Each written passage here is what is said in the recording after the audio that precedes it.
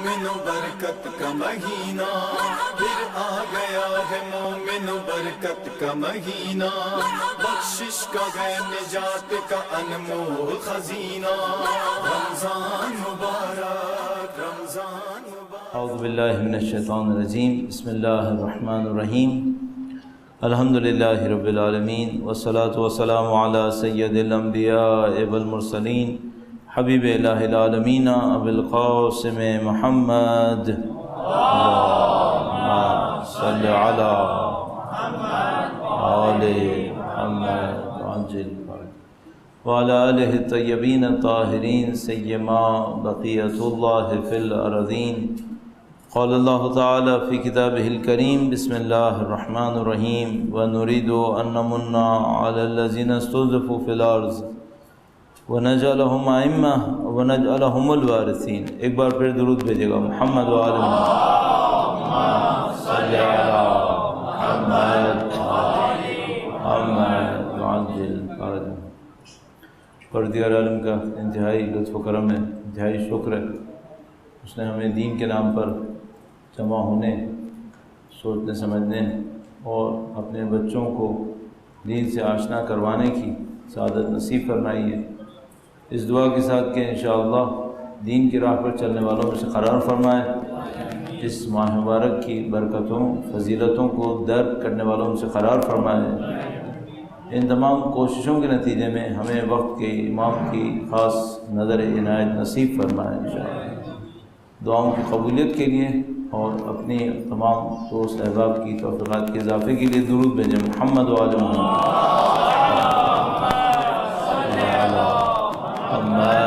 آل محمد عجل۔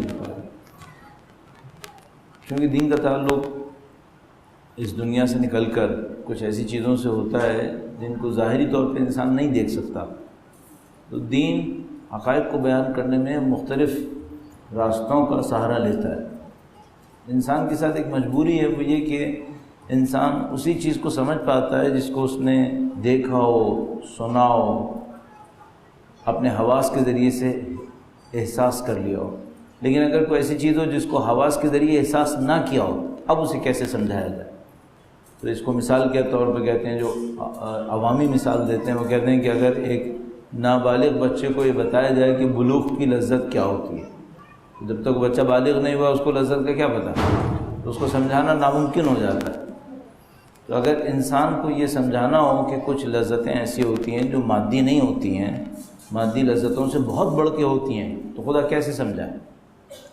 کچھ حقیقتیں ایسی بتانی ہوں جن کا تعلق حس سے نہیں ہے، 5 حواس کے اندر نہیں آتی ہیں، اب خدا تعالیٰ کیسے سمجھائے؟ تو خدا تعالیٰ نے ہم انسانوں کے اندر ان حقائق کو سمجھنے کے لیے کچھ راستے رکھے ہیں۔ ایک تو کہ خود ہمارا ذہن، جس کو آپ ایک اعتبار سے نفس تعبیر کر سکتے ہیں، وہ خدا تعالیٰ کی اس عنایت کا ایک مظہر ہے۔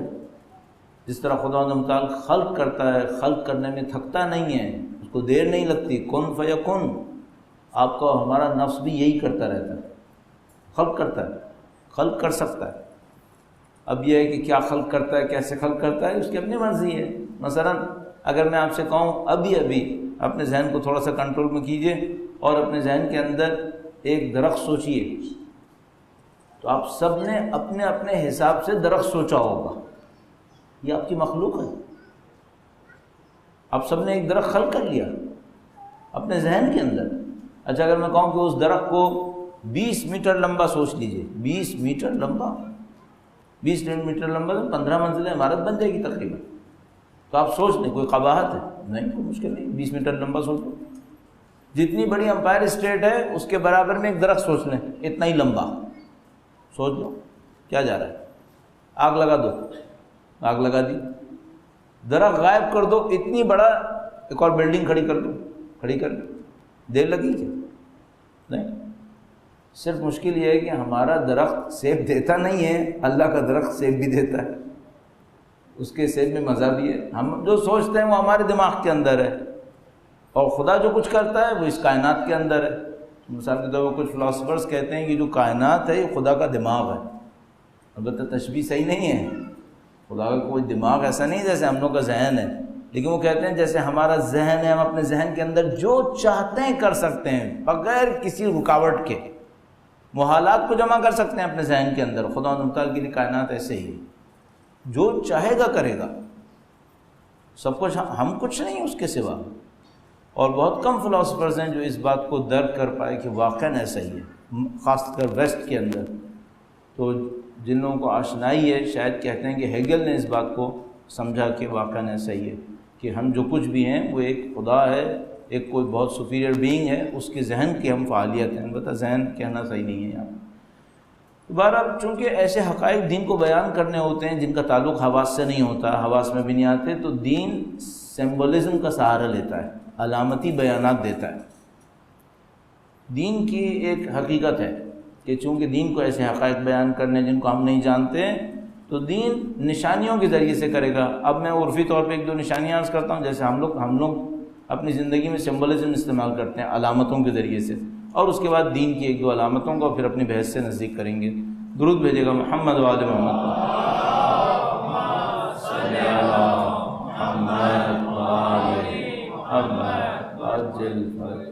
مثلا فرض کر لیں آپ کے سامنے کوئی آیا بہت بہادر، تو آپ نے کہا لو بھائی شیر آیا ہے۔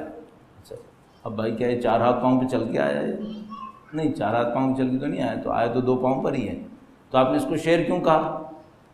سمبولزم ہے، علامت کے طور پہ استعمال کیا۔ شیر علامت بہادری کے لیے، تو آپ نے اس کو بہادری کو استعمال کرنے کے لیے کہا لو بھائی شیر آیا، صحیح ہے۔ یا مثال کے طور پر آپ نے کہا لو بھائی کھمبا آ گیا۔ کھمبا آ گیا کیا مطلب؟ لوہے کا کھمبا تھوڑی چلے گا؟ نہیں، آدمی لمبا تھا، قد اونچا تھا، تو آپ نے کہا دبلا پتلا لمبا سا آدمی، تو آپ نے کہا چلو بھائی ایک کھمبا آ گیا۔ بانس آیا ہے مثلا۔ اب مصیبت یہ ہو گئی ہے کہ کچھ لوگ تو ہیں وہ گائے کی طرح موٹے ہوتے جا رہے ہیں، کچھ لوگ تنکوں کی طرح پتلے ہوتے چلے جا رہے ہیں، کیونکہ ہم لوگ کیا کھانے پینے کا معیار تو رہا نہیں ہے، پہلے بھی پتہ نہیں تھا یا نہیں تھا، لیکن بہرحال اب تو بالکل ہی ختم ہوتا جا رہا ہے، تو اب یہ مصیبتیں ہمارے ساتھ آ رہی ہیں۔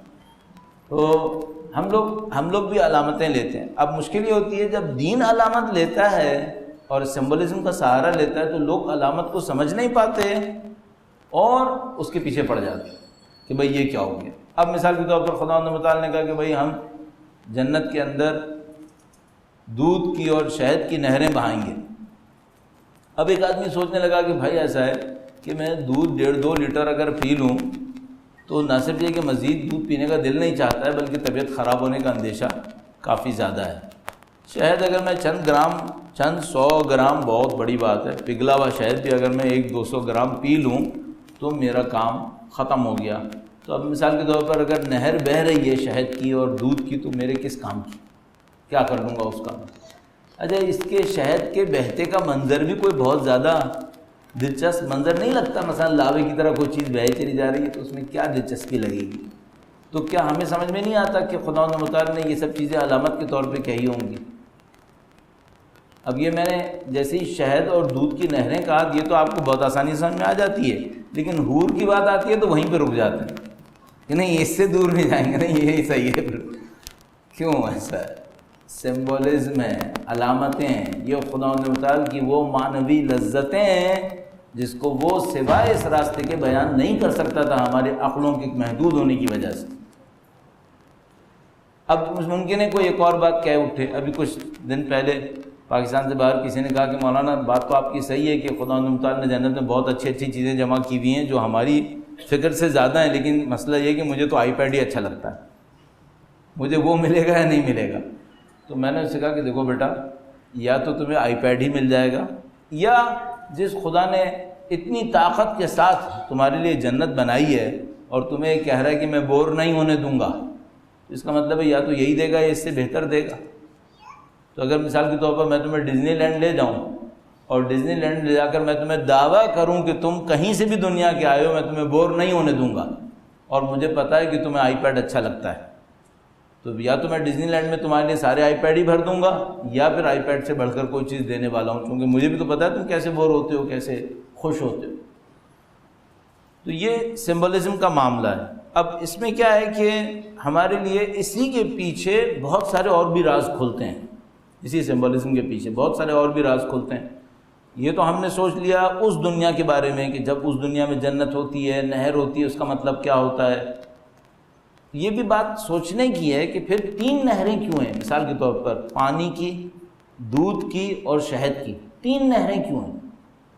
اس کا مطلب ہے مانوی لذتوں کے کوئی 3 درجات ہوں گے۔ اسی طریقے سے مثلا خداوند متعال جیسے میں نے کہا باغوں کے سلسلے میں کہتا ہے، محل کے سلسلے میں کہتا ہے، پھلوں کے سلسلے میں بیان کیا ہے۔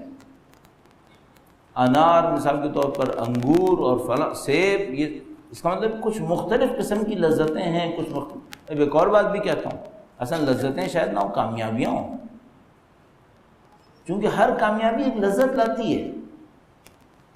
تو خدا متعال ہمارے لیے جنت میں مختلف قسم کی کامیابیاں رکھے ہوئے ہیں کہ تم جب وہاں پہ داخل ہوگے تمہیں کامیابیاں ملنا شروع ہو جائیں گی، اور ان کامیابیوں کے نتیجے میں جو لذتیں تمہیں ملیں گی وہ لذتیں ناقابل مقایسہ ہیں دنیا کی لذتوں سے۔ صحیح؟ اب میں ایک اور بات پوچھتا ہوں، کیا کوئی انسان اس جنت کو جو وہاں ملنے والی ہے اس دنیا میں بنا سکتا ہے؟ بنا سکتا ہے؟ ہاں، ایک معنی میں بنا سکتا ہے۔ وہ کیسے؟ وہی کامیابیاں جو اس کو جنت میں ملنے والی تھیں اگر یہاں پہ لے سکے، اگر وہی کامیابیاں یہاں پہ لے سکے تو اس کی جنت یہیں بننا شروع ہو جائے گی۔ کیونکہ کامیابی کیا تھی؟ ایک تکامل ہے، ڈیولپمنٹ ہے۔ وہ ڈیولپمنٹ اگر کوئی یہاں پہ لے سکے، ہمارے پاس اس قسم کا بیان موجود ہے، امام خمینی کا ایک بیان ہے جو انہوں نے قیامت اور آخرت کے بارے میں کہا ہے۔ ان کی ایک کتاب ہے جو ان کے آخرت کے بارے میں جو کچھ انہوں نے فرمایا اس کو جمع کیا گیا تو ایک کتاب بن گئی، 5 عقائد کے اوپر ان کی اس طرح کی کتاب موجود ہے۔ اردو میں اس کا ترجمہ ہو چکا ہے، البتہ مختصر کر کے اس کا نام معاد رکھا گیا ہے۔ یہ کتاب انتہائی نفیس کتاب ہے، تو آپ اس کو کہیں نہ کہیں ضرور مطالعہ فرمائیے۔ امام خمینی کی روح کی مزید بلندی کے لیے درود بھیجیں، محمد و آل محمد۔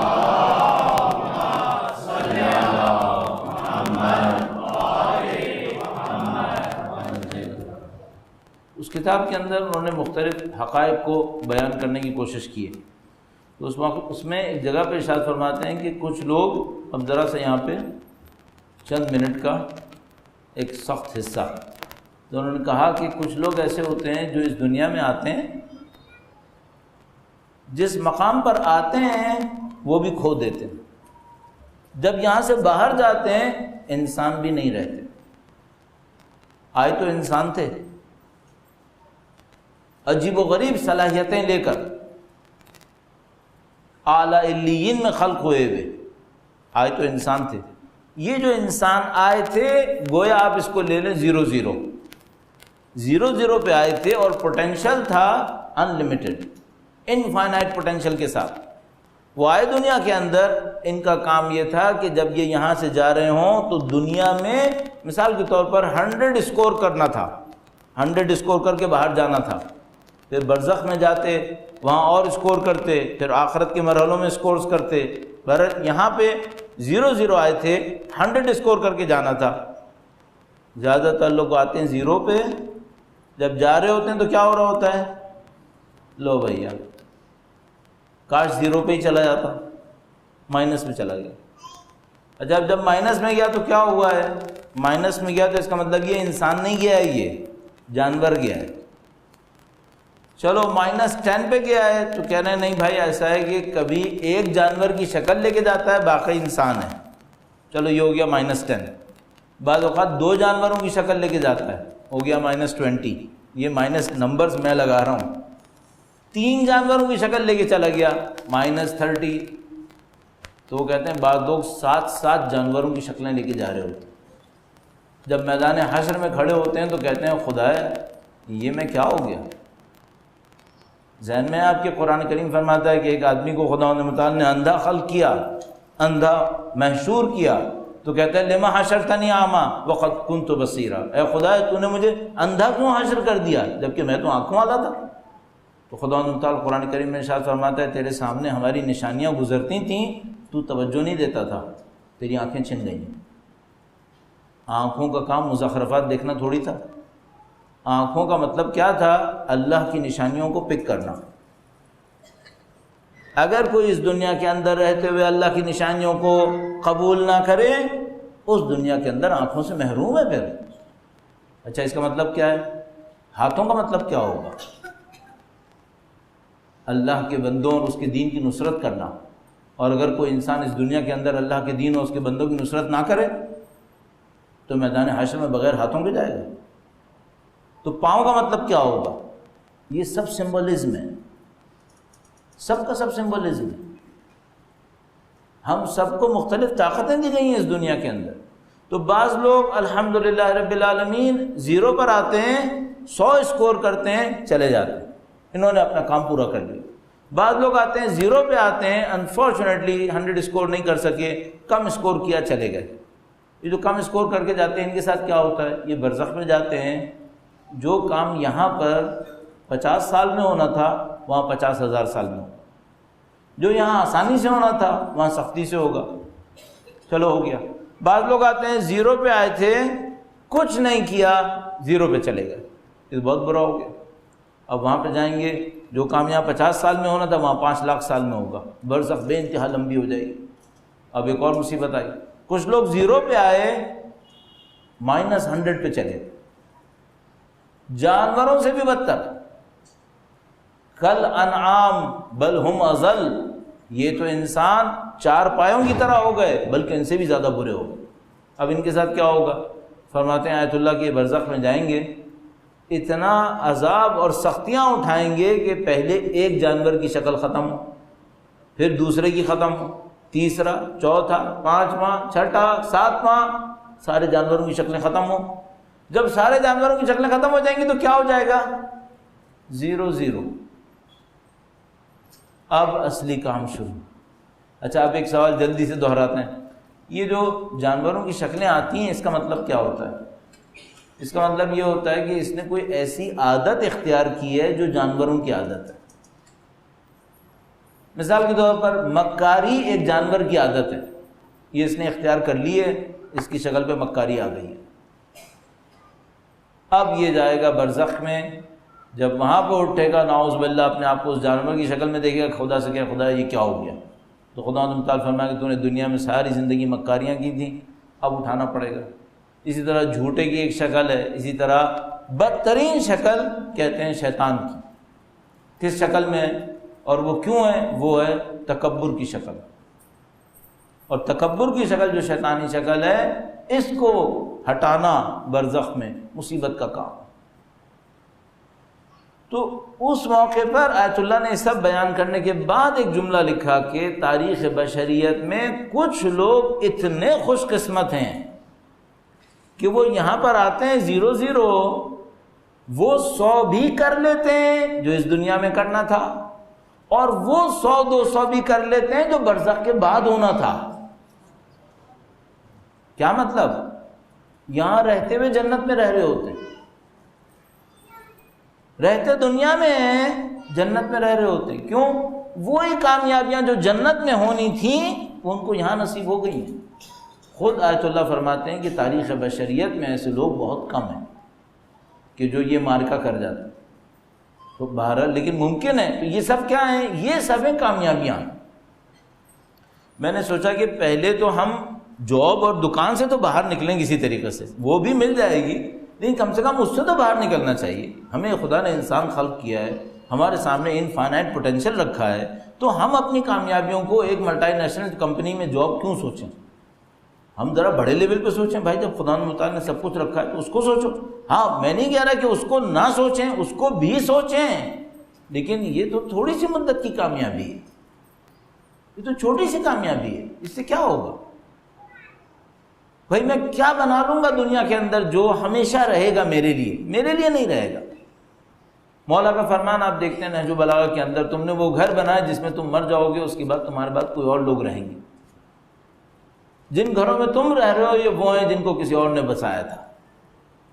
یہی دنیا یہی ہے. تو ابھی ہمیں اپنی کامیابیوں کو اتنا چھوٹا نہیں سوچنا چاہیے، کامیابیوں کو بڑا سوچیں، اور اس کے اندر رہتے ہوئے چھوٹی کامیابیوں کو بھی حاصل کرنے کی کوشش کر لیں. چھوٹی کامیابیاں بھی نصیب ہو جائیں گی. دیکھیے ایک بات بہت طے شدہ بات ہے، خدا الحمدللہ رب العالمین خدا متعال کے اندر ہر چیز کا کمال ہے. بخل اچھی صفت نہیں ہے، خدا میں نہیں ہے. بخل کے مقابلے میں، کنجوسی کے مقابلے میں سخاوت ہوتی ہے. تو خدا بخیل ہوگا یا سخی ہوگا؟ ظاہر خدا کیوں بخیل ہوگا؟ خدا سخی ہوگا۔ تو سخی کچھ دینے کے بعد ہاتھ روکتا ہے یا مزید دیتا ہے؟ سخی مزید دیتا ہے۔ جو خدا اخروی کامیابیاں دینا چاہتا ہے وہ دنیاوی کامیابیوں سے ہاتھ روکے گا ہمارا؟ کیوں روکے گا؟ یہ تو کچھ ہے ہی نہیں اس کے نزدیک، تو وہ اس کے لیے ہمارے راستے کیوں روکے گا؟ وہ اس سے بڑھ کر دے گا، اسے بھی دے دے گا۔ اب ہمیں سوچنا پڑے گا کہ یہ سب کیسے نصیب ہوگا۔ درود بھیجے گا محمد و آل محمد۔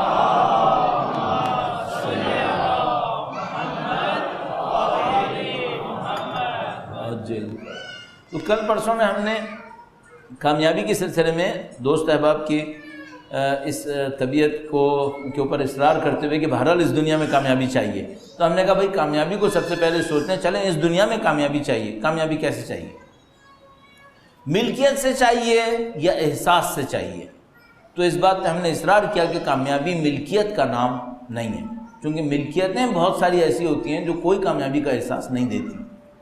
کامیابی ایک احساس کا نام ہے جس کو انسان اپنے اندر لیتا ہے۔ پھر کل اس کے اوپر بات ہوئی کہ بھئی یہ جو ہماری جوانوں کی کیفیت ہے یا ہمارے معاشرے کی کیفیت ہے، اس میں ناکامی کے اسباب کیا ہیں؟ تو اس کے اوپر بہت تیزی سے گزرتے ہوئے یہ بات ہوئی کہ بھئی تھوڑا سا ہمت کی کمی ہے، بلا وجہ کا ایک غم ہے جو دماغ کے اوپر آیا ہوا ہے، محرومیت کا احساس ہے۔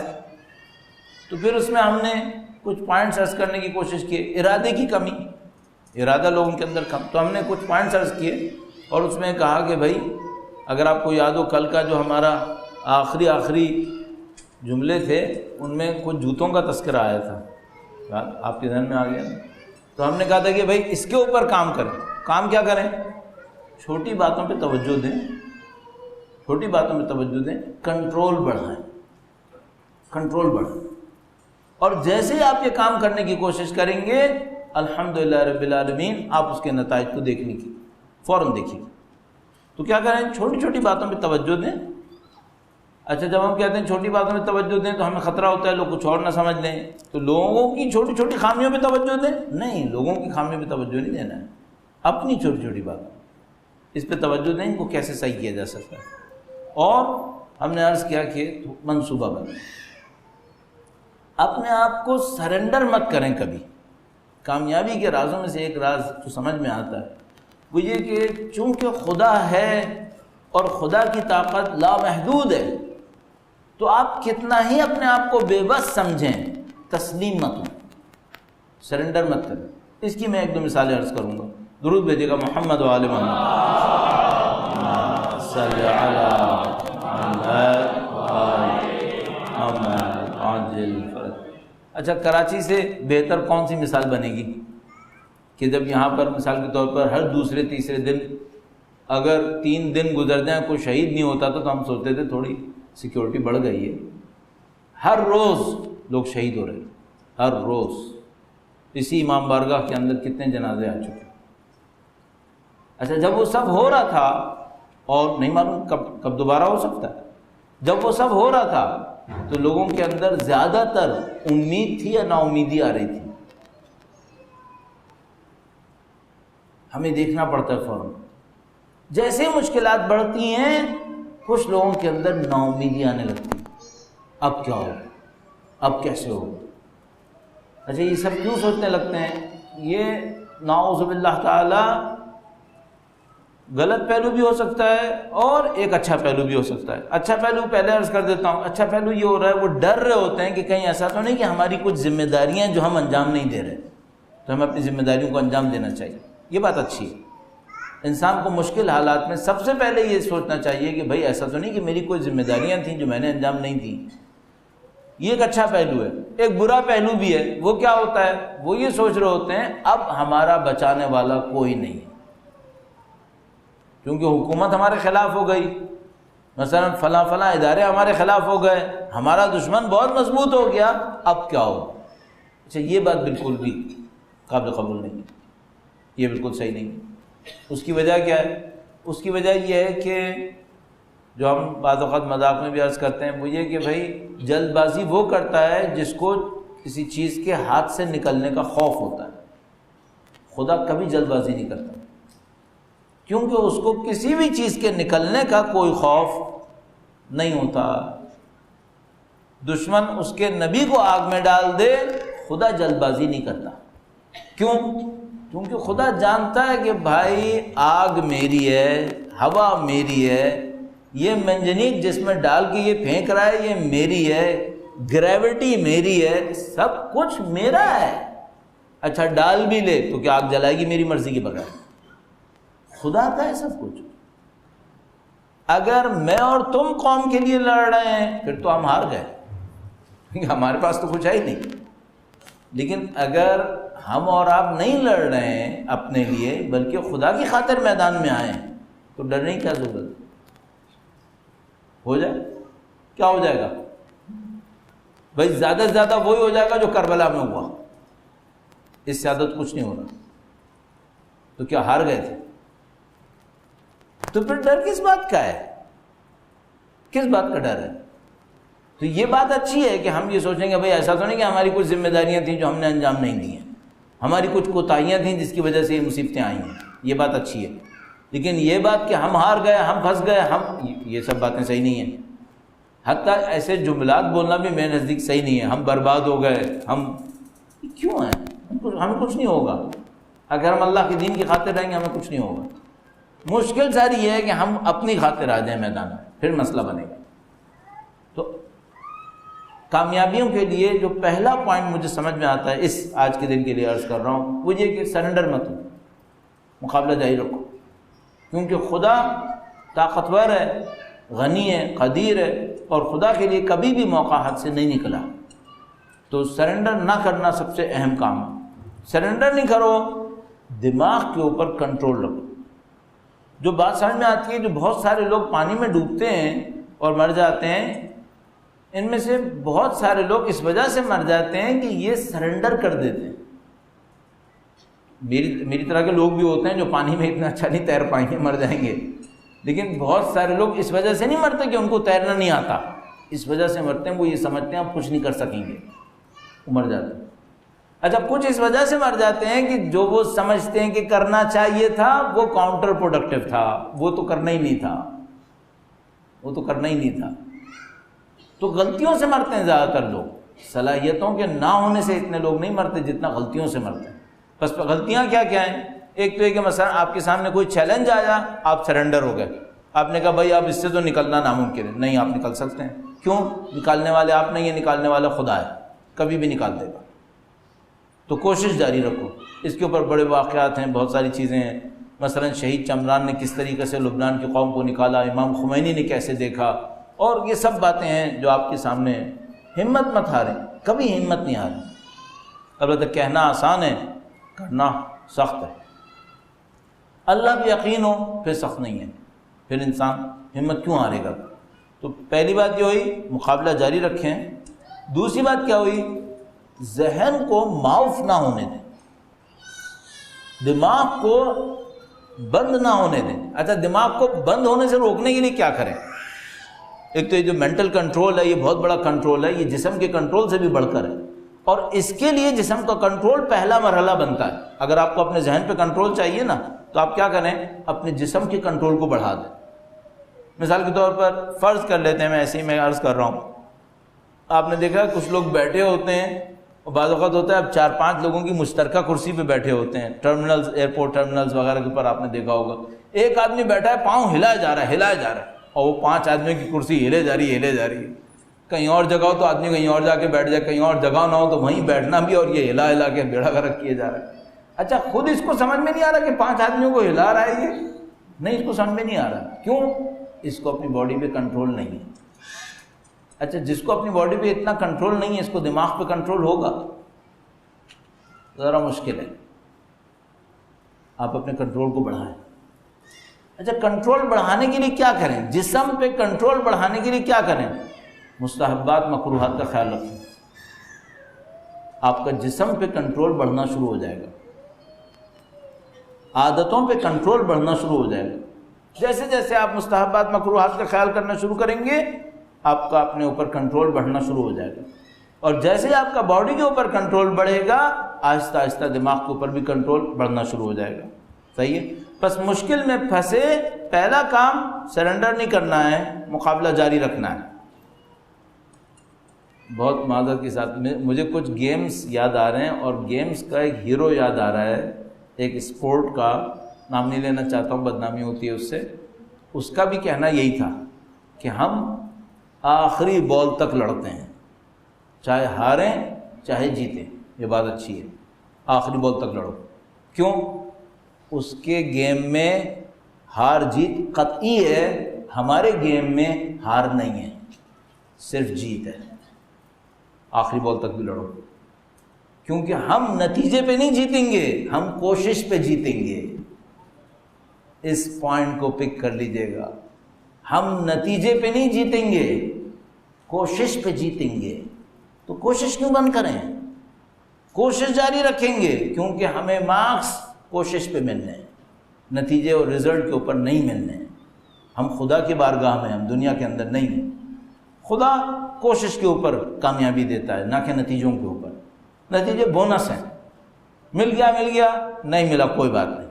ہماری کامیابی کوشش کے اوپر ہے. بس پہلی بات کوشش جاری رکھو. دوسری بات دماغ کو بند نہ ہونے دو، دماغ پہ کنٹرول رکھو. اچھا، اس کے لیے دنیا کے طریقے بھی بتاتے ہیں.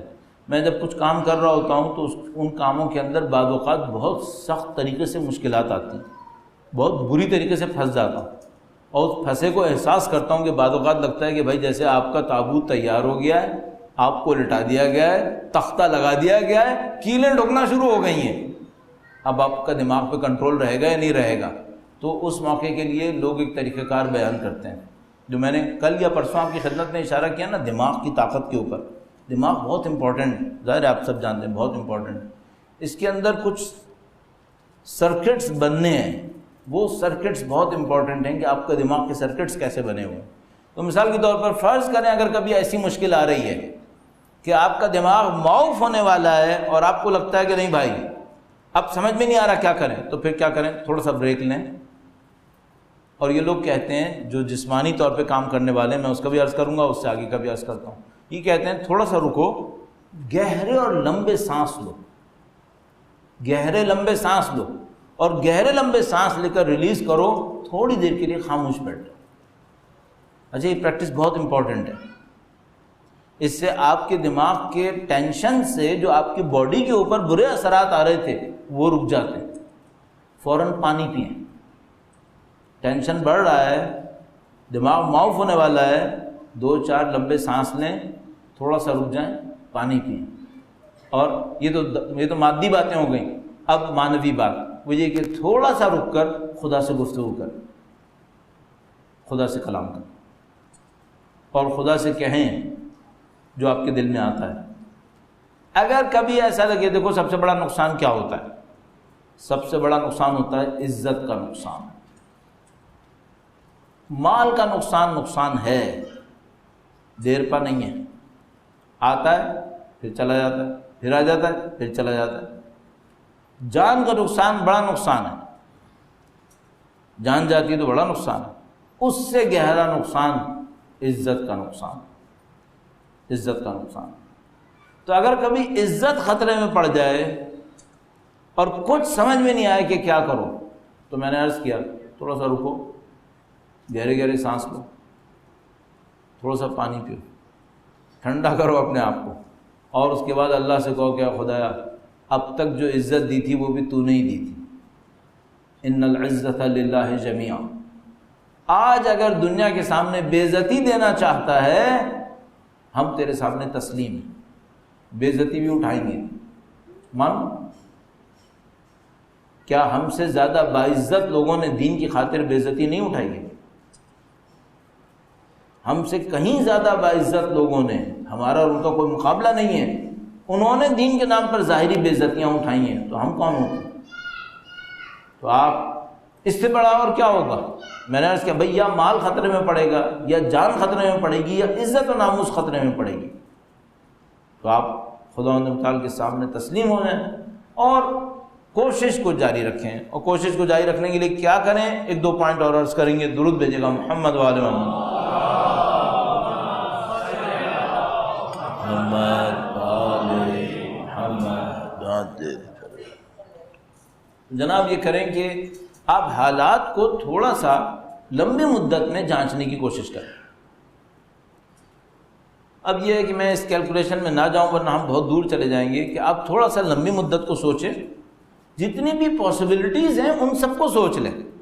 اب تھوڑا سا میں دین کے علاوہ یعنی ظاہری طور پہ دین سے ہٹ کر بھی ایک بات کرنا چاہ رہا ہوں، اس کو اسی میں پوائنٹ کے اندر لانے کی کوشش کر رہا ہوں. وہ کیا ہے، ایک دفعہ میں نے مثال کے طور پر یہ کاپی اٹھائی، نوٹ بک، 2 دن سے میرے ہاتھ میں کھول نہیں رہا ہوں، اسے تیسرا دن آ گیا ہے. وہ یہ کہ یہ میں نے نوٹ بک اٹھائی اور میری انڈرسٹینڈنگ یہ ہے کہ بھئی یہ جو حصہ ہے یہاں سے اس صفحے نے کھلنا ہے. فرض کریں میں نے اس کو کھولا اور یہ نہیں کھل رہا، فرض کر لیں ایک دفعہ میں نے کھولا نہیں کھولا، دوسری دفعہ میں نے کھولا نہیں کھولا، تیسری دفعہ کوشش کر لی پھر بھی نہیں کھل رہا، تو اپنے آپ سے پوچھئے گا بھائی ایسا تو نہیں کہ میں غلط سمجھ رہا ہوں، اس نے یہاں سے کھلنا ہے، یہاں سے کھلنا ہے. اس کو ہم کیا کہتے ہیں، اس کو ہم کہتے ہیں آؤٹ آف دا باکس. بعض اوقات ہمارے دماغ کے اوپر ایک ڈبہ بن جاتا ہے اور وہ ڈبہ یہ نیچے یہ اوپر، یہاں اس کا ڈھکن یہیں سے کھلے گا، ہم ایسے سوچنے لگتے ہیں. بعض اوقات بہت زیادہ ضرورت ہوتی ہے کہ بھائی ڈبے سے باہر نکلو، اس کو ذرا الٹ پلٹ کے دیکھو، شاید ڈھکن کہیں اور ہے، شاید ڈھکن کہیں اور ہے. بہت سارے لوگوں کی زندگی اس لیے پھنسی ہوئی ہے کہ وہ ڈبے سے نکلتے ہی نہیں ہیں. ایک ڈبہ بنا لیا، یہی ہونا ہے، اسی میں کامیابی ہے، اسی میں ناکامی ہے، اور وہاں سے کچھ نہیں ہو رہا. ارے بھائی یہاں سے کچھ نہیں ہو رہا، کچھ اور ٹرائی مارو، کچھ اور ڈھونڈ لو. اور اگر ڈبے میں ہی پھنسے رہو گے تو پھر جس نے ڈبہ بنایا اس نے بنایا اسی لیے کہ تم ڈبے میں ہی پھنسے رہو. یہ دنیا جن دنیا داروں نے بنائی ہے انہوں نے یہ سوچ کے بنائی ہے کہ کسی اور کو آگے نہیں آنے دیں گے. یہ دنیا جن لوگوں نے بنائی ہے دنیا داروں نے، انہوں نے سوچ سمجھ کے گیم بنایا ہے، اور اس گیم کی خاصیت یہ رکھی ہے کہ کامیابی کسی اور کے پاس نہیں جائے گی. دنیاوی اعتبار سے عرض کر رہا ہوں، اگر آپ کا دماغ اس ڈبے کو کھول سکا، کسی اور طریقے سے دیکھ سکا، تو شاید آپ کو پتہ چل جائے کہ یہاں پہ دھوکہ ہو رہا ہے، یہاں پہ دھوکہ ہو رہا ہے. آپ نے اس دھوکے کو کشف کر لیا تو بہت بڑی کامیابی آپ کے نصیب ہو جائے گی. اس کو ہم کیا کہتے ہیں، اس کو ہم ٹیکنیکلی کہتے ہیں انوویشن. نئی طرح سے سوچو. بہت سارے انسان غلط سوچنے کے نتیجے میں ناکامی میں پھنسے ہوئے ہیں. آپ کسی اور طرح بھی سوچ سکتے ہو. تو یہ چند دنیاوی پوائنٹس ہیں. اب اس میں ایک اسپریچول پوائنٹ ایڈ کروں جس کو کل میں نے اشارہ کیا تھا. بس آج ہم نے کچھ باتوں کے اوپر غور کیا. اس کے اوپر غور کیا کہ اسلام اور دین سمبولزم کا سہارا لیتا ہے، ایسی کامیابیاں بتانا چاہتا ہے جو ہمارے حصے میں نہیں آتی. پھر ہم نے عرض کیا کہ وہ کامیابیاں اس دنیا کے بعد والے حصے میں نصیب ہوتی ہیں. عرض ہوا کہ کچھ خوش قسمت ایسے ہیں جو اس دنیا میں رہتے ہوئے ہی وہ کامیابیاں لے لیتے ہیں. آپ کو اور مجھے صرف اس دنیا میں کامیابیاں نہیں ڈھونڈنی چاہیے. ہماری کامیابیاں خدا تعالیٰ نے لامحدود رکھی ہیں، ان کی طرف جانا چاہیے. بہرحال اگر کوئی اس دنیا کی کامیابیوں کے لیے جا رہا ہے تو اس کے لیے ہم نے عرض کیا کہ نمبر 1 مشکلات کے سامنے سرنڈر نہ کرے. نمبر 2 اپنے ذہن کو پرسکون رکھے اور معاف ہونے سے بچا لے. نمبر 3 کوشش کے ساتھ ساتھ انوویشن کو استعمال کرے. اس کو کہیں اور سے بھی حل ہونا ہے. بہت سارے بچے جو بعض اوقات ایک خاص خاندان کے انوائرمنٹ میں پیدا ہوتے ہیں، تھوڑا بہت دنیا کو آگے پیچھے دیکھتے ہیں تو وہ اپنے اوپر اس بات پر ناراض ہونے لگتے ہیں کہ ہم جہاں پیدا ہوئے ہیں اس کی وجہ سے ہم بڑے نہیں ہو پائیں گے، ہم زیادہ کامیابیاں نہیں لے پائیں گے. دیکھو وہ کہیں اور پیدا ہوا تھا، دیکھو کیسی کامیابیاں ملی. یہ بات صحیح نہیں ہے. آپ اگر اس باکس کو کھول سکے تو آپ کو ہر قسم کی کامیابیاں مل جائیں گی. دماغ کو مختلف طرح کے سوچنے کے لیے تیار کرو. اس میں بہت اچھا ہوتا ہے انسان مختلف لوگوں سے ملے، تجربہ بڑھتا ہے، تجربہ بڑھتا ہے، طریقے سوچنے کے ملتے ہیں. تو میں آپ مشورے کے طور پہ آپ سب سے کہوں گا زندگی کو روٹین میں مت پھنسنے دو. جب زندگی ایک روٹین میں پھنس جاتی ہے تو زیادہ اور مختلف طریقے سے سوچنے کے وینیوز بند ہو جاتے ہیں. انسان ایک طرح سے سوچنے لگتا ہے. یہ جو لائف ہوتی ہے 8 to 5، صبح گیا شام کو آیا، صبح گیا شام کو آیا، ویکینڈ پہ یہ کیا، پھر اس کے بعد ختم، پھر منڈے کو وہی شروع، یہ اچھا نہیں ہے. اس سے انسان کا دماغ بند ہو جاتا ہے۔ اور یہ ایک اور مصیبت کہ وہ صبح کو گیا، شام کو آیا، ٹی وی پہ بیٹھا، گھروں والوں سے لڑا، پھر سو گیا، پھر صبح کو اٹھا، یہ تو اور بھی بکواس ہے، اس میں کچھ نصیب نہیں ہوگا۔ دماغ کو مختلف طریقے سے سوچنے کی طرف لے کے جائیں، اسی لیے پڑھنا بہت اہم ہے۔ تو اس چیپٹر کو یہاں پہ رکھتے ہوئے تھوڑا سا اسپریچول سائڈ کی طرف اور توجہ دیتے ہیں، اس پہ ہم نے پورا دن لگا لیا۔ درود بھیجیں محمد و آل محمد، صلی علی محمد آل۔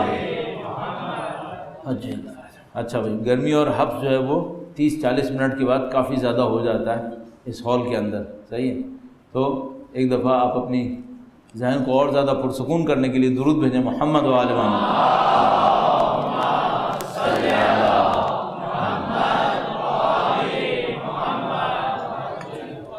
اسپریچول سائڈ کو کیسے دیکھیں اپنی کامیابی کے اندر؟ کل ایک بات ہوئی تھی کہ دنیا میں کامیابی خدا متعال نے چھیننے کے اوپر نہیں رکھی ہے بلکہ دینے کے اوپر رکھی ہے۔ آپ دوسروں کے لیے کامیابی کے راستے ہموار کرتے چلے جائیں، خدا متعال آپ کی کامیابی کے راستے ہموار کرے گا۔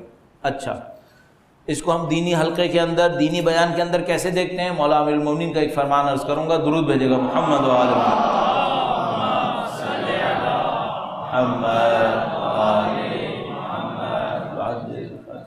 برسبیل تذکرہ بریکٹس کے اندر، ہم لوگ علم میں معصومین علیہ السلام کو صرف اس بات میں کیوں سوچ رہے ہیں کہ آسمان کے راستے جانتے ہیں؟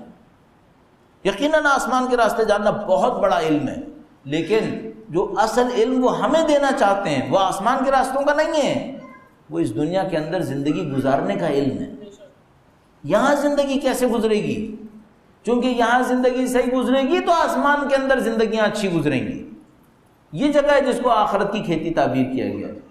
تو ان کے علم میں سے وہ پوائنٹ ضرور نکالیں جس سے آپ کی دنیا نے حل ہونا ہے۔ وہ بقول جو میں واقعہ سناتا ہوں، جلدی عرض کر دوں اس کو بھی، کہ وہ ایک جوان آیا ایک مولانا کے پاس اور اس نے کہا کہ مولانا، امریکہ کی بات ہے، امریکن بچہ وہ آیا، اس نے کہا مولانا یہ جو روایت ہے انا مدینۃ العلم علی باب ہوا، آپ نے سنی ہے؟ میں علم کا شہر ہوں، علی اس کا دروازہ ہے۔ انہوں نے کہا ہاں بیٹا سنیے، بچپن سے سنتے آ رہے ہیں، سناتے آ رہے ہیں۔ تو اس نے کہا کہ مولانا 1400 سال سے ہو گئے دروازے پہ کھڑے ہوئے، کھٹکھٹا کے اندر کب جائیں گے؟ 1400 سال ہو گئے یہ کہہ رہے ہیں ہم علم کا شہر، علی ان کا دروازہ ہے۔ تو بھائی یہ بھی تو بتاؤ کہ اندر شہر میں ہے کیا؟ اب جو باب العلم کے ماننے والے بیٹھے ہیں ان سے کہو زندگی گزارنے کی 10 ترکیبیں لکھ کے دے دیں مجھے، نکالو مولا کی کلمات سے۔ بھائی تم نے مولا کے علم سے کیا سیکھا ہے؟ کچھ سیکھو، زندگی گزارو۔ اچھا، اگر ہم ان کے کلام پر زندگی گزاریں اور کامیابی حاصل کرنا شروع کر دیں، چاہے دنیاوی صحیح، تو یہ امریکہ اور برطانیہ اور انگلینڈ اور توران ایران یہ سب آپ کے سامنے کھڑے ہوں گے، کیونکہ ان میں سے کس کو کامیابی نہیں چاہیے؟ وہ سب کو کامیابیاں چاہیے، سب آئیں گے آپ کے پاس۔ اور ابھی ہم کیوں ان کے پاس جا رہے ہیں پھر بار بار؟ اس لیے جا رہے ہیں کہ ہم یہ سمجھ رہے ہیں ان کے پاس کوئی ایسا نسخہ ہے جو ہمارے پاس نہیں ہے۔ یہ کتنی بڑی حماقت ہے۔ مولا فرماتے ہیں جب تم کسی کی مدد کے لیے ہاتھ روک لیتے ہو، میں کسی کی مدد کرنے والا تھا، اچانک میرے دماغ میں کوئی شیطان آیا، میں نے ہاتھ روک لیا۔ فرمایا جب تم کسی کی مدد کرنے کے لیے ہاتھ بڑھاتا ہوا روک لیتے ہو تو تم نے اپنا ہاتھ نہیں روکا ہے، وہ سینکڑوں ہاتھ روک لیے جو تمہاری مدد کے لیے بڑھنے والے تھے۔ اگر تم مدد کرنے کے لیے ہاتھ بڑھا دیتے نا تو سینکڑوں ہاتھ تمہاری مدد کے لیے بڑھنے والے تھے۔ تم نے یہ جو ہاتھ روکا وہ سینکڑوں ہاتھ روک لیے، اب تم اکیلے رہ گئے۔ اچھا، ہم کامیابی کو اسی طرح دیکھتے ہیں۔ اگر کوئی ہم سے کہتا ہے بھائی مجھے پیسہ کمانا ہے، تو میں یہ سمجھ رہا ہوتا ہوں مجھے پیسہ اس طرح سے کمانا ہے کہ جتنے پہلے بھی خرچ کر رہا تھا نا وہ بھی روک لوں، وہ بھی نہ کروں۔ عجیب بات یہ ہے کہ یہ جو انتہائی سخت قسم کے دنیا دار ہیں، کنجوس نہیں مہا کنجوس ہیں، ان کو بھی یہ بات پتہ ہے کہ دینے سے بڑھتا ہے۔ ایک تو ہمارے یہاں کا کنجوس ہے نا، وہ کہتا ہے بھائی مکھن نہیں کھاؤ، بلکہ مکھن کو الماری میں جو رکھا ہوا ہے نا بس دیکھ دیکھ کے خوش ہوتے رہو۔ یہ جو ہمارے یہاں کا کنجوس ہے انتہائی احمق کنجوس ہے۔ ایک وہ کنجوس ہیں جو دنیا بھر کی سطح کے اوپر گھوم رہے ہیں، ملیارڈر کنجوس۔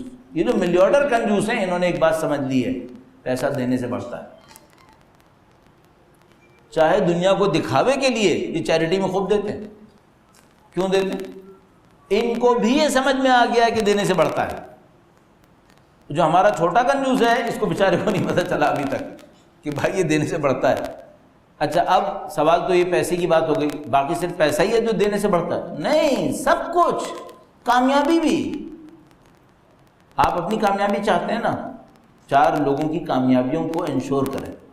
یہ کیسے کامیابی حاصل کریں؟ 4 بچوں کو سنبھال لو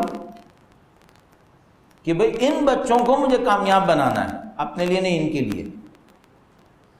آپ کو کامیابی چاہیے نا, چلو کامیابی لو. کامیابی اس سے نہیں آ رہی ہے کہ صرف میں نے کامیاب ہونا ہے. دنیا اس پہ نہیں بنی ہوئی, دنیا اس پہ بنی ہوئی دینے پہ کامیاب ہونا ہے. تو جتنا میں اور آپ اس بات کو سمجھ سکے کہ بھائی کامیابی اس طرح سے نہیں آئے گی, کامیابی کہیں اور سے آ رہی ہے, اتنا ہی ہماری زندگی آسان ہے. اب مزے کی بات کیا ہے؟ مزے کی بات یہ ہے کہ اگر آپ دکھاوے کے لیے اور اپنے لیے خود غرضی کی خاطر بھی کسی کی مدد کریں گے تب بھی آپ کی مدد ہو جائے گی. حتیٰ اگر آپ نے خود غرضی کی خاطر مدد کی تھی تب بھی آپ کی مدد ہو جائے گی. اتنا کنفرم ہے یہ قانون اللہ کی طرف سے. تو آپ کو اگر کامیابی چاہیے تو ایک اسپریچول سائڈ ہم اس کے اندر ایڈ کر رہے ہیں, اور اس اسپریچول سائڈ کو میں بتا رہا ہوں اب دنیا کے دنیا پرست وہ بھی سمجھ چکے ہیں. وہ کیا ہے؟ وہ یہ کہ بھائی تمہیں کامیابی چاہیے, دوسروں کی کامیابی کے راستے ہموار کرو. البتہ وہ جو دوسروں کی کامیابی کے راستے ہموار کرو اس میں عقل اور شعور کا دامن نہ چھوڑنا. خدا متعال فرماتا ہے کہ نہ ایسی کنجوسی کرو کہ لوگوں کو حق نہ دو, اور نہ ایسا خرچ کرنے پر آ جاؤ کہ کل البسط سب کچھ خالی کر کے بیٹھ جاؤ. نہیں ہے, دونوں میں سے کوئی ایک کام نہیں کرو. تو آپ کو کامیابی چاہیے, آپ اپنے لیے منصوبہ بنائیں, غور و فکر کریں, دماغ کو استعمال کریں, آؤٹ آف دا باکس سوچنے کی کوشش کریں. ان سب کے ساتھ ایک اور کام کریں, اپنی کامیابی کے ساتھ جن کو آپ کامیاب کر سکتے ہیں ان کی کامیابی کے راستے کھولیں, ان کے لیے دروازے کھولنا شروع کریں. تو مثال کے طور پر ماہ مبارک رمضان میں کیا کریں؟ آخری منٹس, اس کے بعد 10 منٹ کوشچن آنسر. آج تاکید کی گئی ہے بھائی 10 منٹ ہی رکھیے گا, نتائج میں عرض کر دوں گا. ماہ مبارک رمضان میں کیا کریں؟ بہت سادہ سا کام ہے. ہم سے لوگ کہتے ہیں بھائی ایسا کرو, صدقہ کرو, خیرات کرو. آپ صدقہ خیرات کریں, تھوڑا سا صدقہ خیرات سے بڑھ کے کریں. صدقہ خیرات سے بڑھ کے کریں. کیسے؟ پیسے دینا دنیا کا آسان ترین کام ہے, دنیا کا آسان ترین کام. وہ کیا؟ آپ نے اٹھایا اور مثال کے طور پر ہاتھ امتائی کی قبر پہ لات مارتے ہوئے مثال کے طور پہ تھوڑا سا پیسہ دے دیا. یہ دنیا کا آسان کام ہے. پریکٹیکلی کچھ اور بھی کرو. جن لوگوں کے اندر طاقت اور توانائی ہے, سسٹم بنائیں. سب سے اہم کام سسٹم کریٹ کرنا ہے. میں اس بات پر انحصار کرتے ہوئے کہ یہاں جو لوگ بیٹھے ہیں وہ اس بات کو سمجھ رہے ہوں گے میں کیا عرض کرنے کی کوشش کر رہا ہوں. 10 روپے دینا امپورٹنٹ نہیں ہے, 10,000 دینا بھی امپورٹنٹ نہیں ہے. وہ سسٹم بنانا امپورٹنٹ ہے جس میں اس چندے نے کام کرنا ہے. یہ امپورٹنٹ ہے. آپ چندوں کا ڈھیر لگاتے رہے, چندے بیکار ہو جاتے ہیں. پیسے دیے جاؤ دیے جاؤ دیے جاؤ, پیسوں کرامت نہیں ہوتے بعض اوقات. ایسا سسٹم بناؤ جس کے اندر پیسہ ایفیشینٹلی استعمال ہو سکے, ایفیشینٹلی استعمال ہو سکے. تو ایسا 10 روپے دو لگاؤ, سسٹم ایسا بناؤ کہ یہ 10 ایک آدمی کے کام آئے, پھر اس کے بعد دوسرے آدمی کے کام آئے, وہ آدمی کسی اور آدمی کے کام آئے. ایک دم پروڈکٹیوٹی بنے, سسٹم کی ایفیشنسی بڑھاؤ. بدقسمتی سے ہمارے ملک کے اندر خاص کر, اور عمومی طور پر پوری دنیا میں بہرحال, لیکن خاص کر ہمارے ملک کے اندر سسٹمز نہیں ہیں. بہت ہی رف چیزیں بنی ہوئی ہیں جن کے اندر پروڈکٹیوٹی زیادہ نہیں ہے, ایفیشنسی زیادہ نہیں ہے. مثال کے طور پر ہم بھی کرتے ہیں, آپ سب بھی کرتے ہوں گے, وہ یہ کہ ہم لوگ راشن دیتے ہیں لوگوں کو.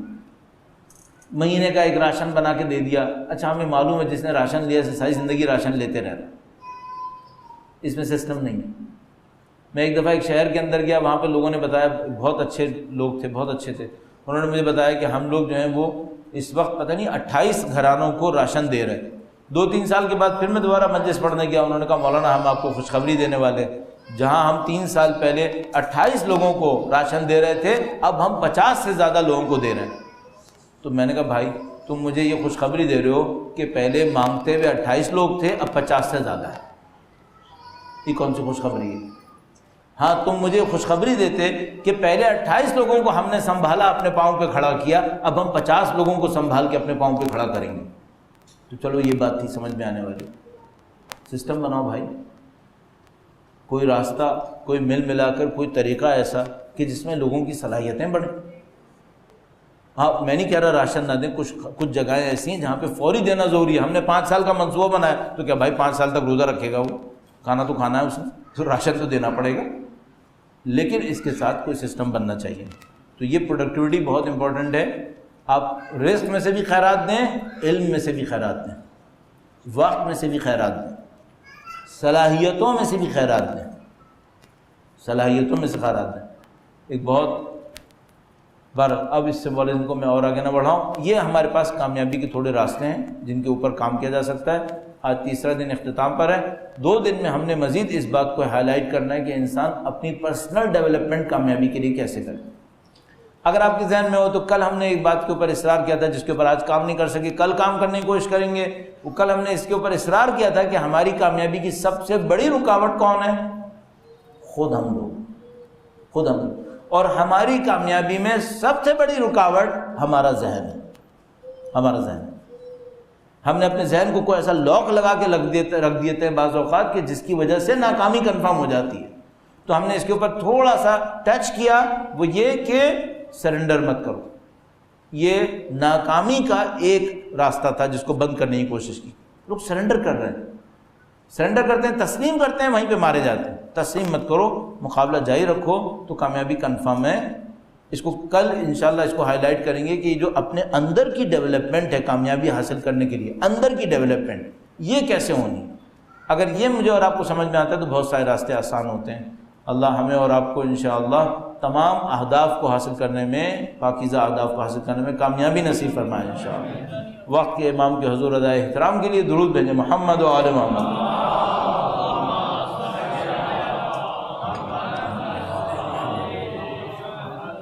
اچھا 10 بجے کے نتائج یہ تھے کہ انہوں نے کہا بھائی بچوں کو وہاں پہ اس وقت تک نہیں چھوڑیں گے جب تک والدین نہیں آئیں گے، اور ٹیچرز نہیں جا سکیں گے جب تک بچے نہیں جائیں گے۔ تو اگر میں یہاں پہ دیر لگاؤں گا تو پھر بہت سارے لوگ مجھے وہاں سے دعائیں دے رہے ہوں گے، خاص کر ٹیچر حضرات کے، بھئی یہ پھنسا کے بٹھا دیا ہم لوگوں کو، اور بہرحال بہت سارے نتائج۔ تو اس لیے تھوڑی تھوڑی دعائیں لینا کافی ہے، اتنی ڈھیر ساری دعائیں۔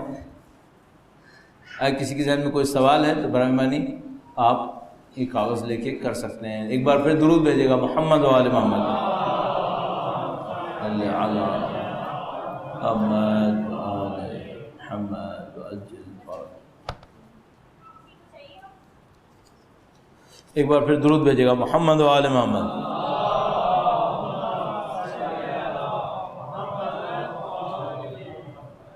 لکھا ہے کہ ایک مڈل کلاس کے لیے راشن دینا آسان ہے، کسی کو پاؤں پہ کھڑا کرنا مشکل ہے، کیا کیا جائے؟ بہت ساری چیزیں جو کی جا سکتی ہیں، بہت ساری چیزیں۔ ایک دفعہ ہوتا ہے ہم سسٹم نہیں بنا سکتے، ہمیں صرف انڈیویجول لیول پہ کام کرنا ہے، انفرادی سطح پہ کام کرنا ہے۔ تو مثال کے طور پر فرض کریں ہم نے ایک فیملی کو پک کیا، اس فیملی کو ہم نے راشن دینا شروع کیا، لیکن صرف راشن نہیں دے رہے، ہم یہ بھی سوچ رہے ہیں اس کے بچوں کی پڑھائی کا کیا ہوگا۔ اگر یہ فیملی میری ہوتی اور میں چاہتا کہ یہ 10 سال کے بعد پاؤں پہ کھڑے ہو جائے، 5 سال کے بعد پاؤں پہ کھڑے ہو جائے، اس کا منصوبہ کیا ہونا چاہیے؟ کیا میں ہمت بڑھا سکتا ہوں؟ دیکھیے یہ پوائنٹ بہت امپورٹنٹ ہے۔ بعض لوگ اس وجہ سے شکست کھاتے ہیں کہ وہ سرنڈر ہوئے ہوتے ہیں۔ اگر آپ ہمت بڑھائیں تو معاملہ حل ہو سکتا ہے۔ میں ایک دفعہ ایک ڈاکومنٹری ٹائپ کی دیکھ رہا تھا جس میں امریکہ کی غربت پہ ڈاکومنٹری اور مووی بنی ہوئی تھی۔ تو اس میں دکھایا کہ بھائی ایک فیملی ہے، ایک عورت تھی اپنے بچے کے ساتھ رہ رہی تھی، اس کو طلاق ہو گئی، پیسہ نہیں مل پایا اس کو، بہت غربت میں چلی گئی، اس کی بچی تھی، اور وہ اب جناب علی گورنمنٹ کے فنڈ کے اوپر چلی گئی، بہت مصیبت میں رہ رہی تھی۔ تو ایک کالا تھا، وہ اس کا ساتھ دیتا ہے، ہر طرح سے ساتھ دیتا ہے، اس کو گھر ڈھونڈ کے دیتا ہے، یہ کرتا ہے وہ کرتا ہے۔ تو ایک موقع پر وہ عورت سوچتی ہے کہ یہ کیوں میرے ساتھ اتنی ہمدردی کر رہا ہے، اس معاشرے کے اندر تو ظاہر ہے۔ تو وہ اس سے پوچھ بیٹھتی ہے کہ تم میرے ساتھ اتنی ہمدردی اور حق کا ساتھ کیوں دے رہے ہو؟ تو وہ کالا اس سے جواب میں کہتا ہے کہ میں یہ دیکھ رہا ہوں کہ تم میں لڑنے کا دم ابھی باقی ہے، میں نہیں چاہتا کہ تم اتنی پھنس جاؤ کہ تمہارے اندر سے لڑنے کا دم ختم ہو جائے۔ صحیح. تو آپ ممکن ہے کسی کو راشن دینے جائیں اور آپ کو نظر آئے کہ یہ فیملی اب نہیں نکل پائے گی. کیوں؟ کیونکہ اس میں دم خم ختم ہو گیا. آپ اس کو ہمت دلائیں، آپ اس کے لیے منصوبہ بنائیں، راستے کو آسان کریں. اس طرح سے ہم لوگوں کو پاؤں پہ کھڑا کر سکتے ہیں. سب سے امپورٹنٹ کام کیا ہے؟ ہمت دو، ہمت دو. یہ پورا نظام لوگوں سے ہمتیں چھین رہا ہے. کل آپ نے سوال میں دیکھا آیا تھا کم ہمتی. یقین مانیے میرے ذہن کے اندر ساری کیلکولیشن بنی ہوئی ہے کہ جس نے بر صغیر کو شکست دینی تھی اس نے ٹیکنالوجی سے شکست نہیں دی ہے، اس نے ہمت چھین کے شکست دی ہے. بر صغیر انگلینڈ سے نہیں ہارا ہے، انگلینڈ کی مکاری سے ہارا ہے. اور وہ جو مکاری تھی وہ اس میں نہیں تھی کہ اس نے مثال کے طور پہ سراج الدولہ کے لوگوں کو خرید لیا تھا، ٹیپو سلطان کے لوگوں کو خرید لیا تھا. یہ مسئلہ نہیں تھا. سب سے بڑا مسئلہ یہ تھا کہ انہوں نے ہندوستانیوں سے ہمت چھین لی. ان کو یہ بتا دیا کسی بھی طریقے سے کہ تم کچھ نہیں کر سکتے. تو وہ قوم جو تاج محل بنا رہی تھی وہ انگریزوں سے شکست کھا گئی. جبکہ اس ٹائپ کی کوئی چیز یورپ کے اندر اس زمانے کے اندر کہ آج تک کہیں بھی پیش نہیں ہے. یہاں کچھ تھا لیکن انہوں نے ہمت چھین لی. تو آپ یہ کر سکتے ہیں. اس کے بہت سارے اور بھی مثالیں ہیں. لکھا ہے کہ اپنی قوت ارادی کو، ول پاور کو کیسے مضبوط کیا جائے. تو کل میں نے آپ کی خدمت میں ایک چھوٹا سا نسخہ عرض کیا تھا کل یا پرسوں. وہ یہ کہ بھائی مستحبات کے اوپر تاکید کریں، چھوٹے چھوٹے مستحبات کو ٹارگٹ کریں اور آپ یہ سوچیں کہ میں نے یہ کام اس طرح کرنا ہے. چھوٹے چھوٹے مستحبات کیا تھے؟ مثال کے طور پر میں نے کہا جب بھی آپ جوتے اتار رہے ہیں دونوں کو ملا کے رکھیں، اپنا بستر خود طے کرنے کی کوشش کریں. خواتین بہت خوش ہو جائیں گی، چلو ایک کام سے نپٹا. اب اپنا کام خود کرو، اپنا کام جتنا خود کر سکتے ہیں خود کریں. آرگنائز کریں اپنے آپ کو، اپنی چیزوں کو آرگنائز کرنے کی کوشش کریں. آپ کا دماغ خود بخود آرگنائز ہوگا. ول پاور آپ کی ایسے مضبوط ہوتی ہے. مثال کے طور پر آپ نے ایک جگہ سے پین اٹھایا ہے، اس کی جگہ بنی ہوئی ہے، کسی اور جگہ پہ مت رکھو، وہیں پہ رکھو. اپنے اوپر کنٹرول بڑھاؤ، کنٹرول بڑھاؤ. آپ گھر کے اندر داخل ہوتے ہیں، جوتے اتارتے ہیں جگہ کے اوپر. کہاں جوتے اتارتے ہو؟ وی بناتے ہو، ایل بناتے ہو، ڈبلیو بناتے ہو، کیا بناتے ہو؟ صحیح اتارو، جگہ پہ اتارو، ڈھنگ سے کام کرو. اس سے آپ کا دماغ کا کنٹرول بڑھے گا. ول پاور آپ کی ایسے ڈیولپ ہوتی ہے. ول پاور کوئی یہ تھوڑی ہے کہ کوئی مسلز ہے جس نے بلٹ ہونا ہے. نہیں، یہ آپ کا ارادہ ہے. آپ کا ارادہ آپ کے دماغ سے بننا ہے. آپ اپنے دماغ سے بننا. اور پھر آپ یقین فرمائیے اب یہ باتیں جو ہیں وہ بڑی ایک عجیب سی بات لگتی ہے. کیا اس کائنات کو ول پاور کے ذریعے سے تبدیل کیا جا سکتا ہے؟ بہت سارے لوگ کہتے ہیں ہاں کیا جا سکتا ہے. واقعات اس طرح ہو سکتے ہیں جس طرح انسان چاہے، جب اس کا ارادہ مضبوط ہو. تو بہت